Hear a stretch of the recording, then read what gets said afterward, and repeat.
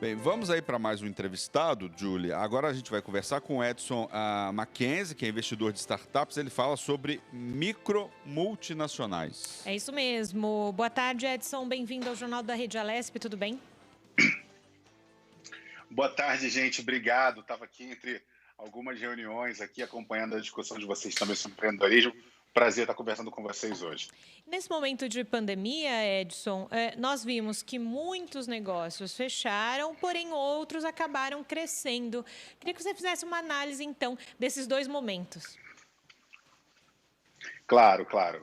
Obrigado por essa oportunidade. Basicamente assim, existe um momento hoje onde a gente começa a ter mais austeridade em cima de tudo que a gente consome. Então, alguns produtos, aqueles que a gente tinha, mas que eles não eram de extrema necessidade ou, como a gente diz, produtos que sejam core, extremamente necessários, eles são facilmente dispendidos, eles são facilmente descartados. Outros produtos que também podem não ser core, mas eles trazem algum alento, algum alívio a esse momento que a gente está passando, como, por exemplo, plataformas de broadcasting, elas são plataformas que ajudam a gente a passar melhor por esse período. Então, se você fica mais tempo em casa, passa a não ir ao cinema, você acaba dando prioridade a não cancelar e até mesmo ampliar as suas licenças ou comprar novas licenças de streaming na internet. Então, são escolhas. A questão é que o mercado ele nunca foi fácil para o empreendedor. O empreendedor sempre teve que ter um produto que era de extrema necessidade para o consumidor final, porém agora o consumidor está muito mais criterioso com suas escolhas. Por conta disso, a gente acaba tendo, na visão do consumidor, ele acaba tendo que fazer escolhas sobre o que manter, se manter pagando ou consumindo e o que não manter. Do lado do empreendedor, a gente também tem um grande problema, porque por muito tempo, muitos empresários eles acabaram não escolhendo ou não optando, não se dedicando a criar canais alternativos de receita. Vamos imaginar um restaurante que ele tem 20 anos de tradição, então ele sempre se manteve com um público cativo, constante, e a partir daí, esse público cativo e constante, ele nunca se preocupou com o delivery.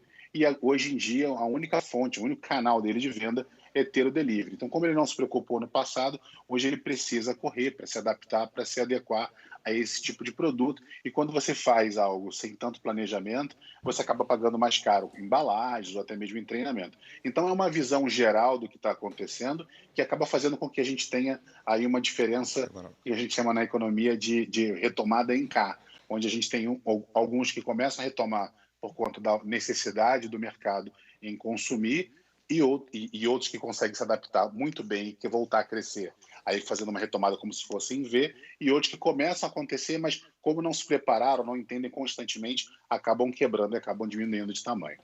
Uma curiosidade que eu fiquei, e muita gente deve estar em casa, é o que são as micro multinacionais, como elas funcionam, como elas atuam, né? E se esse segmento vai crescer, enfim. Queria dados gerais das micro multinacionais, por favor.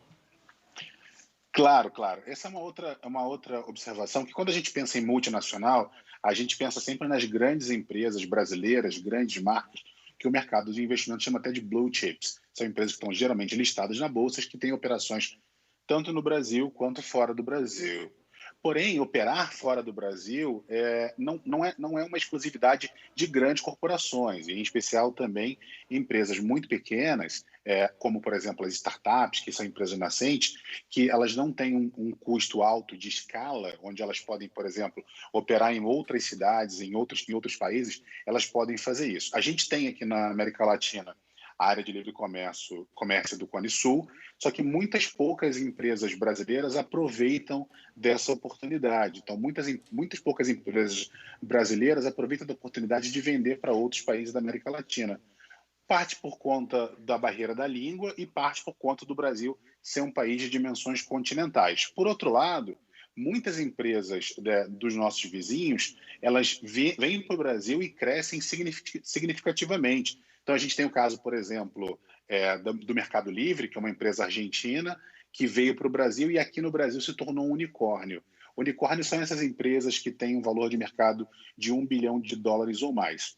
Quando a gente fala de micromultinacionais, basicamente é olhar para essas empresas que são pequenas, startups geralmente, olhar para elas como elas com elas com potencial de vendas internacional e aproveitar esse vácuo que a internet provoca, onde você consegue estar presente em outros países sem necessariamente ter uma presença física. Então, isso faz com que a gente consiga e possa provocar também uma presença fora do país. Também de olho muito, eu tenho provocado muito essa conversa por conta dessa negociação que a gente tem, o nosso país tem, da área de livre comércio, da integração entre o Cone Sul e a área de livre comércio da União Europeia.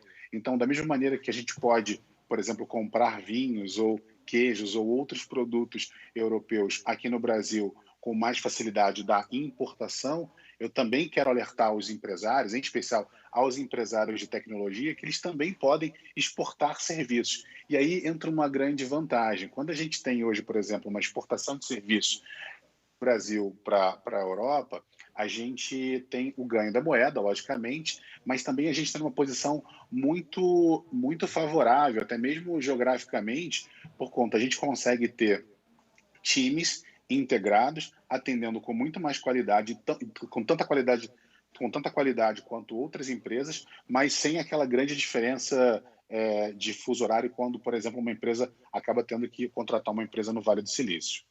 Edson, você está falando para a gente sobre essa internacionalização das empresas e afins, e me parece que, junto com isso, a transformação digital é mais latente. A gente ouviu muito falar de transformação digital e do uso da tecnologia nesses últimos meses de pandemia, né? Exatamente. Quando a gente fala em transformação digital, é um termo que ajuda a sintetizar a relação entre corporações, independente do seu tamanho, médias ou grandes, com as startups, que também são empresas.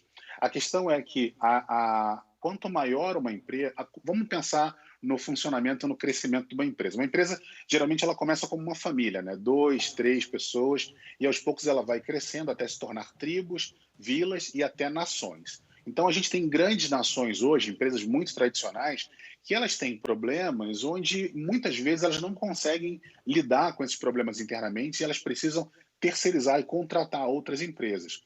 Porém, aqui no Brasil, quando uma empresa muito grande ela pensa em inovação, muitas vezes ela pensa numa consultoria. E, aos poucos, esse processo de transformação digital permite que ela também possa estar mais aberta a experimentar o consumo de startups. Por conta disso, a gente tem empresas muito pequenas, empresas com grande capacidade de resolução de problemas específicos, atendendo grandes corporações. Isso é um processo de aproximação dos dois lados.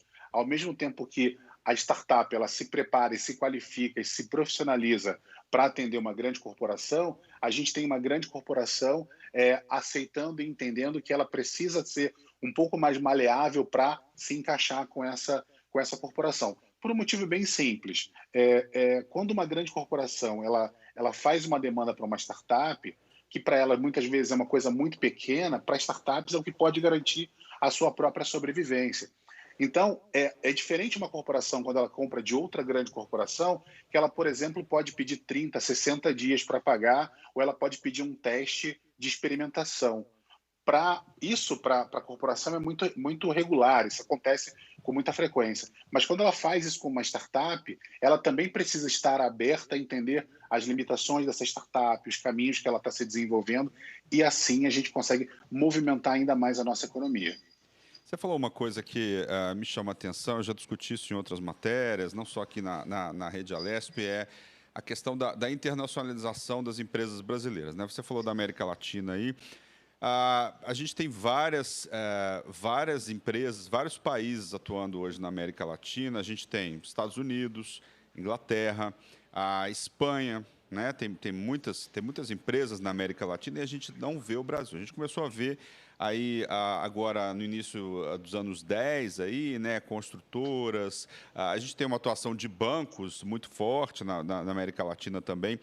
Mas, assim, são nossos vizinhos e era natural que seria aí um território para que as empresas brasileiras se expandissem, né?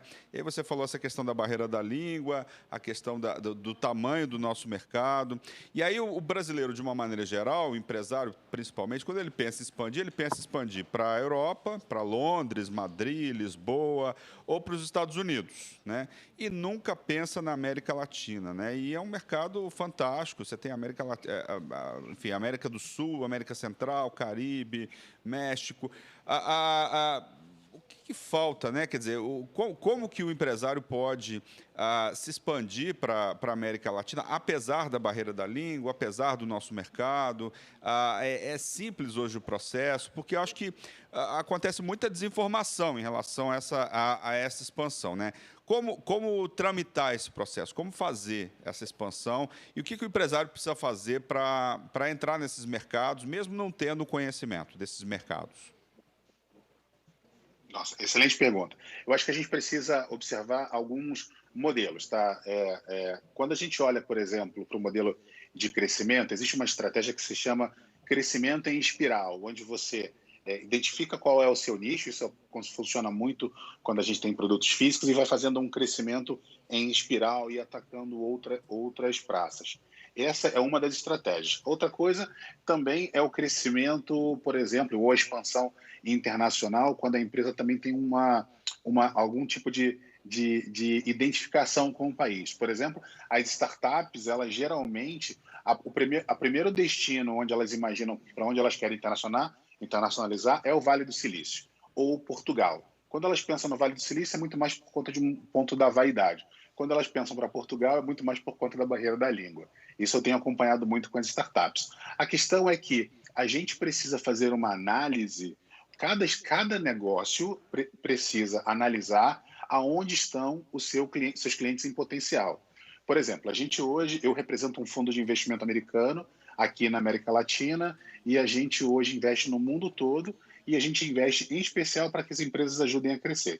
A gente acabou de realizar agora um investimento numa empresa de Maceió, mesmo fora desse eixo Rio-São Paulo, basicamente porque essa empresa ela tinha uma visão global. Ela é uma plataforma de design, onde ela pode ser utilizada em qualquer lugar do mundo, e hoje, por mais que, por exemplo, ela tenha já uma subsidiária nos Estados Unidos, grande parte dos seus clientes estão, por exemplo, na América Latina e na América Central.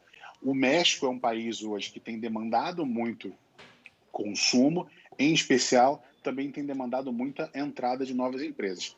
Basicamente, o que a gente precisa olhar para essas empresas é entender aonde está o seu cliente em potencial, aonde está aquele cliente que pode aumentar a sua lucratividade, independente da barreira da língua, independente da moeda. O passo 2 é você tentar fazer algo onde você consiga compreender aquele país, porque não é só simplesmente você traduzir a sua ferramenta ou olhar para aquele país e levar a sua solução para lá. A gente precisa também, profundamente, entender a cultura daquele país, entender como que a gente chama o local flavor, né? O sabor local. Porque quando você faz essa pequena adaptação, quando você faz a adaptação e consegue entender aquele país, aquela região, fica muito mais simples e fica muito mais palatável o seu desenvolvimento. Governos dos mais diversos, de todos os governos do mundo, existem agências locais que permitem esse trabalho. Aqui no Brasil, a gente tem a Apex, que é a Associação Brasileira de Promoção e Exportação, que tem programas constantes que ajudam esses empreendedores a fazer missões empresariais para outros países, em especial ajudando o empreendedor em todas as suas etapas. E da mesma maneira, aqui em São Paulo, a gente tem a Invest São Paulo, que também é uma agência pública, que quando uma empresa de fora quer vir para o Brasil, ela procura essas empresas basicamente para encontrar qual o melhor lugar para poder se relacionar com o mercado, que tipo de local funcionaria melhor a sua presença física.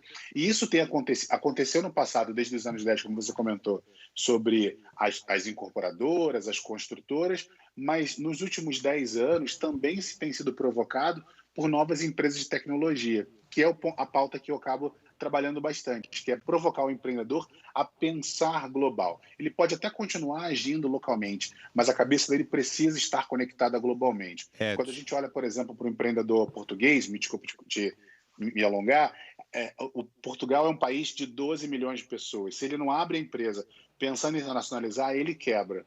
Então, a gente precisa começar o negócio pensando em internacionalizar. Muito obrigado, Edson Mackenzie, investidor aí de startups. Muito obrigado pela sua participação aqui no Jornal da Rede Alesp. Sempre um prazer. Obrigado pelo convite. Estou sempre à disposição. Perfeito. Obrigada, Edson.